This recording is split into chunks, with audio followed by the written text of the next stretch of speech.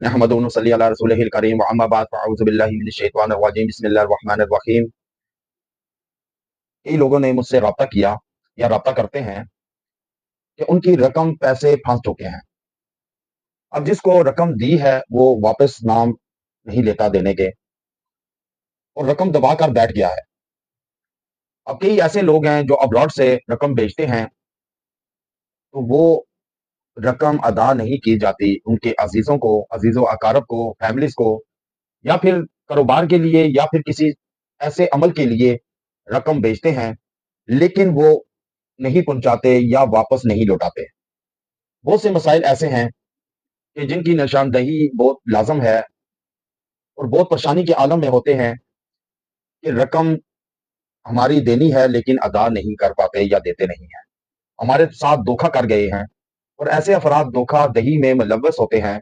یاد رکھیں حضور اکرم صلی اللہ علیہ وسلم کا ارشاد مبارک ہے کہ میرے امتی میں ہر گناہ پایا جائے گا، وجود ہوگا، لیکن یہ دو کام میرا امتی نہیں کر سکتا۔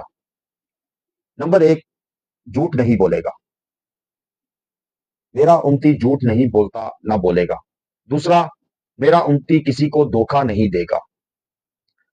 اب یہ دو چیزیں حضور اقدس صلی اللہ علیہ وسلم نے ارشاد فرمائی کہ یہ میری امت میں نہیں پائی جائیں گی کسی شخص میں۔ اگر یہ جس شخص میں پائی جائیں تو سمجھ لو کہ وہ ایمان سے خالی ہے، وہ خالی ڈول ہے جو بچتا ہے، جو اپنی طرف لوگوں کو راغب کر کے پھر ان کے ساتھ دھوکہ فراڈ کرتے ہیں۔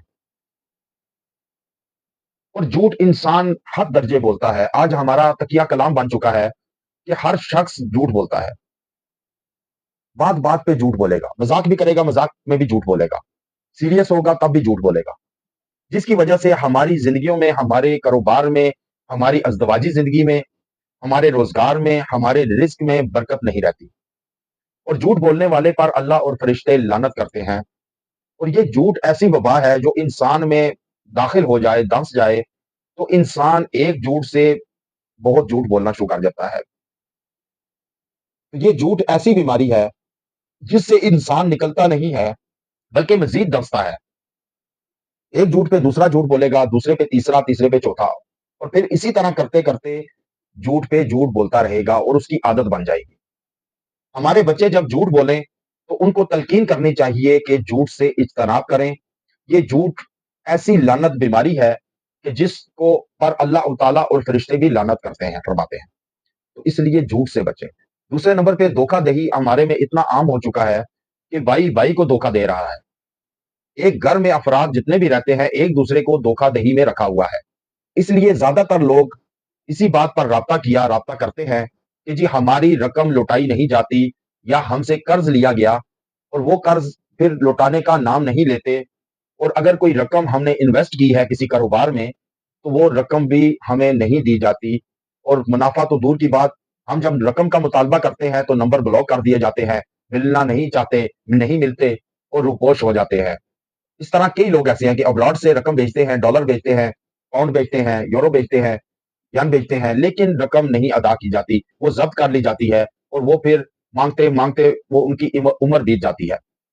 تو اس لیے جب آپ کی رقم پھنس جائے یا کسی کاروبار میں یا کسی شخص کے پاس، تو آپ کے لیے یہ انتہائی بامجرب وظیفہ لایا ہوں، یہ آپ وظیفہ پڑھے کرے، انشاءاللہ تعالی ڈوبی ہوئی رقم بھی آپ کو واپس مل جائے گی انشاءاللہ، اور آپ اپنی خوشگوار زندگی کو بسر کر سکیں گے۔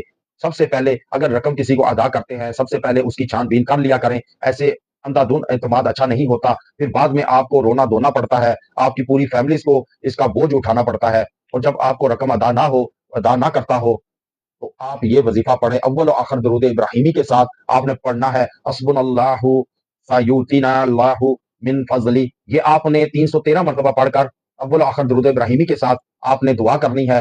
یا اس کی تصویر ہے تو اس کی تصویر پہ دم کرے، یا اگر تصویر نہیں ہے تو اس کا چہرہ تصور کر کے اس پر پھونکے اور دعا کریں، انشاءاللہ تعالیٰ آپ کی ڈوبی ہوئی رقم، آپ کی ادا کی ہوئی رقم، آپ کے جو بزنس میں انویسٹ کی ہوئی رقم دوبارہ آپ کی طرف لوٹے گی، اور آپ کو وہ ادا کرنے پر مجبور ہو جائے گا، بے چین رہے گا اس وقت تک جب تک کہ وہ آپ کو رقم ادا نہ کر دے۔ وآخر دعوانا ان الحمد للہ رب العالمین۔